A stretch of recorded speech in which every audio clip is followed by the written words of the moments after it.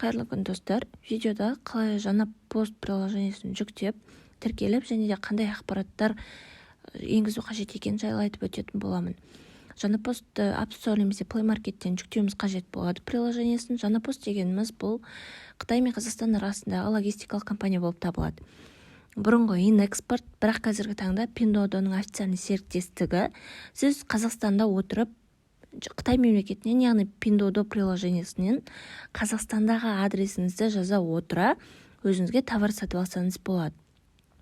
Жаңағы Pinduoduoға адресіңізді жазғаннан кейін осылай жаңа пост приложениесін жүктейсіз. Жаңа пост приложениесіне жүктеген соң осылай өзіңіздің телефон номеріңіз арқылы тіркелу қажет болады. Міне мұнда телефон номерін жазасыз, кіру дегенді басасыз, сізге 6 цифрлы код келеді телефон номеріңізге, сол арқылы кіресіз.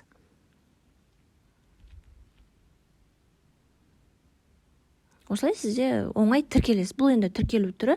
Арғай сіз енді верификация сияқтыдан өтуіңіз қажет болады. Жаңа посттың ол үшін мына профиль дегенді басасыз. Жалғастыру. Егер қараңыз, сіздің елді мекеніңізде бір ғана бөлімше болатын болса, ол сізде автоматты бір ғана бөлімше шығады. Ал егер сіз тұратын аймақта 2 немесе одан да көп бөлімше болатын болса, онда бөлімше таңдауыңыз қажет болады. Яғни филиал, Бұл жерде сіз өзіңіздің тұратын елді мекеніңізді таңдайсыз. Мысалы, мен Шығыс Қазақстан облысынан болғандықтан Шығыс Қазақстан облысын таңдаймын. Бізде 2 қалада, біздің қалада 2 жерде филиалы бар. Өзіме ыңғайлы, алып кетуге ыңғайлы филиалды таңдаймын. Соны басасыздар. Енді ары қарай қайтадан артқа қайтасыздар. Осы жерде сізде алушы деп шығады, яғни товарды алатын кісіге осы жалғастыру дегенді басасыз. Бұл жерде сіз өзіңіз туралы ақпаратты енгізу қажет болады.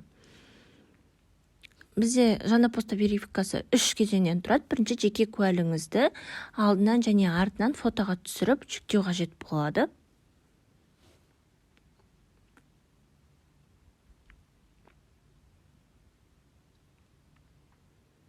Ақпарат пайдалы болса, каналға тіркеліңіздер, лайк басыңыздар, достарыңызбен бөлісіңіздер.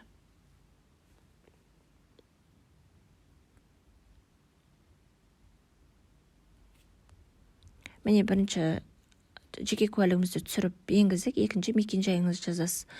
Тұратын облысыңыз, қалаңыз және жаңағы районыңыз деп айтамыз, Одан кейін мекен-жайыңызды толық жазып өтсеңіз болады.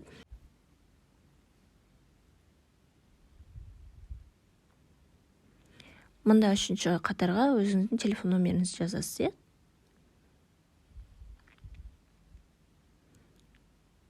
Жалғастыру дегенді басамыз.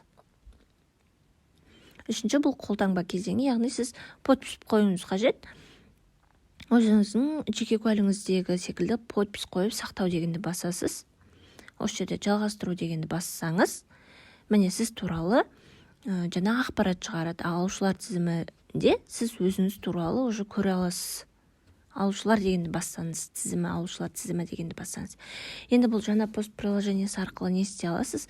Тапсырыс берген товарыңызды бақылап отыра аласыз. Яғни шетел қоймасына жеткен товарыңызды жолда келе жатқан сұрыптауда, яғни товар туралы бүкіл ақпарат осы жерде сізге тапсырыс деген жерде шығып тұратын болады.